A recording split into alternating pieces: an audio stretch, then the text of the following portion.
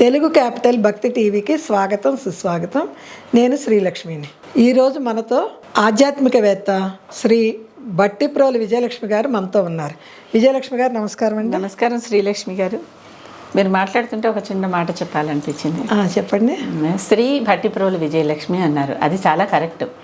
మధ్యదారిలో ఈ మధ్య రోజుల్లో కరప్ట్ అయిపోయి ఆడవాళ్ళకి శ్రీమతి వాడాలి, మగవాళ్ళకి శ్రీ వాడాలి అనేటటువంటి ఒక ఆచారం వచ్చింది, అంటే అలవాటుగా వచ్చింది. కానీ శ్రీమతి అనేటటువంటి మాట లేదు, శ్రీనే. మనం శ్రీ మహాలక్ష్మి, శ్రీ పార్వతి, శ్రీ గౌరీ, శ్రీ సరస్వతి అనే కదా పూజ చేస్తాం. కనుక స్త్రీలకు కూడా శ్రీనే వాడచ్చు, అదే వాడాలి కూడాను. కాకపోతే ఇంకొంచెం ఎక్కువ మర్యాద ఇస్తున్నట్లుగా ఆడవాళ్ళకి శ్రీమతి అని, మగవాళ్ళకి శ్రీ అని కలుపుతూ ఉండటం ఒక పద్ధతి అయిపోయింది ఈ మధ్యకాలంలో. ఆ మాట మీకు ఎందుకో చెప్పాలనిపించింది నాకు. వాళ్ళు మీరు అనుకోకుండా చెప్పినా కరెక్ట్గా చెప్పారు. చెప్పండి, ఏం కావాలి? చాలా మంచి వివరణ చెప్పారు నిజంగానే అందరికీ. విజయలక్ష్మి గారు, శ్రీశైలం గురించి వివరించుకుంటున్నాం కదండి. అవును అవును. హటకేశ్వర లింగము బంగారు లింగం అంటారు కదా, బంగారు లింగం గురించి వివరణ ఇస్తారా? హటకేశ్వరం అని శ్రీశైలానికి కొద్ది దూరంలోనే ఒక మంచి క్షేత్రం ఉంది. శ్రీశైలం చుట్టుపక్కల చాలా ప్రసిద్ధమైన ఉపాలయాలు అనకూడదు, వాటికి అవే స్వతసిద్ధ ఆలయాలే, స్వతంత్ర ఆలయాలే శ్రీశైలం చుట్టుపక్కలంతా ఉన్నాయన్నమాట. మొన్న మనం శిఖరేశ్వరం గురించి చెప్పుకున్నాం, అలాగే ఈసారి హటకేశ్వరం. ఈ హటకేశ్వరంలో హటకం అంటేనే బంగారం అని అర్థం. కనుక స్వర్ణలింగం ఉండేదన్నమాట ఒకప్పుడు. ఇప్పుడు స్వర్ణలింగం, బంగారు లింగమే ఉండేది. ఆ బంగారు లింగం ఇప్పుడు మనకు బంగారం పోయి ఉత్త శిలాలింగమే మిగిలింది. ఇప్పుడు ప్రస్తుతం నేను వెళ్తే మనకి బంగారు లింగం కనిపించదు, శిలాలింగమే కనిపిస్తుంది. మరి ఏమైపోయిందో ఎప్పుడు మాట కదా, ఇవన్నీ స్వయంభూ లింగాలు ఎలా వచ్చాయో తెలియదు మనకి. శతాబ్దాలు ఏమిటి, అసలు అనాదిగా వస్తున్నటువంటి, అనాది అంటే ఆది లేనటువంటిది, ఆది లేనిది అనాది. కనుక అది ఎప్పటి నుంచి వచ్చిందో మనకి తెలియదు, అనాదిగా ఉన్నటువంటి లింగం. ఇక్కడ ఈ హటకేశ్వరం దగ్గర ఋషులు మునులు తపస్సు చేసుకుని అక్కడ చిన్న చిన్న ఆశ్రమాలు కూడా కనిపిస్తాయి ఈ రోజుకి మనకి. అక్కడ తపస్సు చేసుకుంటూ ఉంటారు. ఆ తపస్సు చేసుకున్నప్పుడు ఈ లింగం పరశువేదిలాగా, అంటే ఆ లింగాన్ని తాకితే బంగారం అయిపోయేలాగా ఏదైనా అటువంటి శక్తి ఆ లింగానికి ఉన్నదని పేరు. పరశువేది అంటే ఏంటంటే యోగి వేమన కూడా అది తయారు చేయటానికే జీవితం అంతా వెచ్చించాడు. తర్వాత తెలిసింది ఆయనకి, అప్పుడు భోగి వేమన కాస్త యోగి వేమన అయ్యాడు. ఒక వస్తువు పరశువేది అని పేరు దానికి మన శాస్త్రంలో. పరశువేదికి ఏ లోహాన్ని తాకించినా అది బంగారం అయిపోతుంది. ఏ లోహాన్ని తాకించినా పరశువేదికి అది బంగారం లాగా మార్చేసే లక్షణం దానికి ఉంది. అంటే దానిలోని కెమికల్ ఎలిమెంట్ కంటెంటే మార్చేసి దానిని బంగారం లాగా మార్చేసే శక్తి దానికి ఉంటుందన్నమాట. దానిని సాధారణంగా పాదరసంతో తయారు చేస్తారు. ఆ పాదరసానికి కెమిస్ట్రీ పరంగా కూడా చూస్తే పాదరసానికి బంగారానికి ఒక్క ఎలక్ట్రాన్ తేడా ఉంటుంది. ఆ ఒక్క ఎలక్ట్రాన్ ఎలా యాడ్ అవుతుందో యాడ్ అయిపోయి ఇది మారిపోతుంది అనమాట, బంగారంగా మారిపోతుంది. అలా లోహమైనా అంతే. ముఖ్యంగా పాదరసాన్ని తాకంగానే ఏదైనా ఏ మెటల్ అయినా దానికి తాకించంగానే అది బంగారం అయిపోతుంది.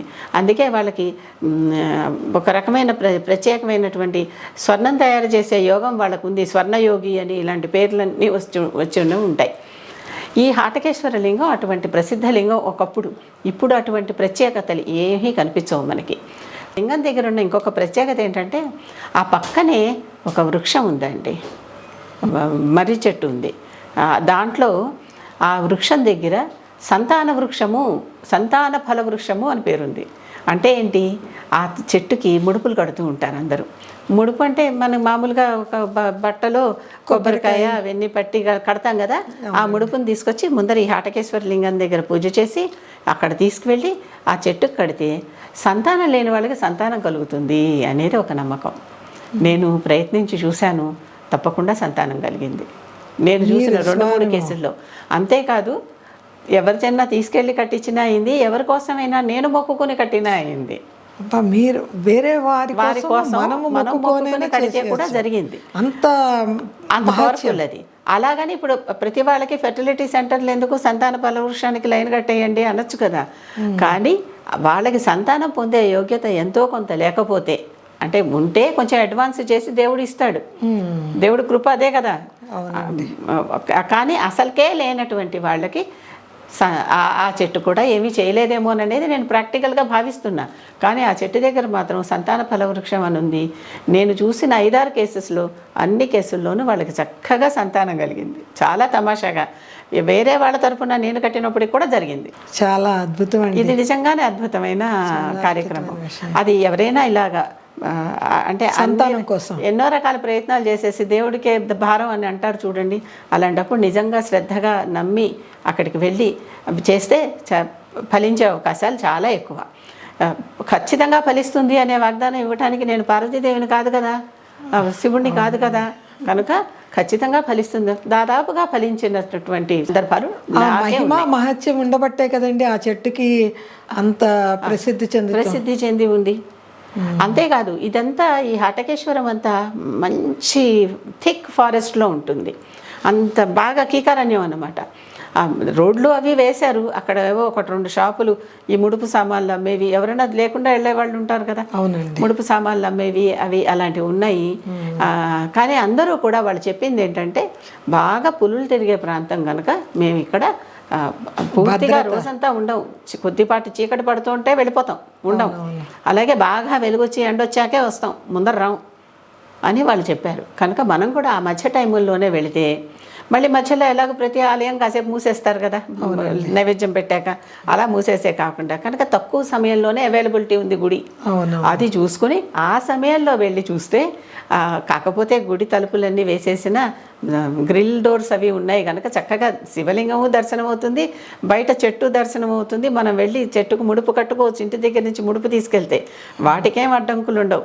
ఆ రకమైన దర్శనం మాత్రం ఎప్పటికీ నిరంతరం ఉంటూ ఉంటుంది. కానీ వాళ్ళు ఎందుకు వెళ్ళిపోతున్నారు అక్కడి నుంచి, పరిసర ప్రాంతాలు సేఫ్ కాదని, సురక్షితం కాదని ఆ ప్రాంతం ఆ సమయాల్లో. కనుక మనం కూడా ఆ సమయం చూసుకుని వెళ్తే మంచిది. చాలా బాగా వివరించారండి. ఇది హటకేశ్వరం బంగారు లింగం చూసుకొని మనకి కడుపు పండే పంట కూడా అక్కడ చెట్టు రూపేణ ఉంది, భగవంతుడు ఇచ్చాడు మనకి. అవును, చాలా సంతోషం అండి విజయలక్ష్మి గారు.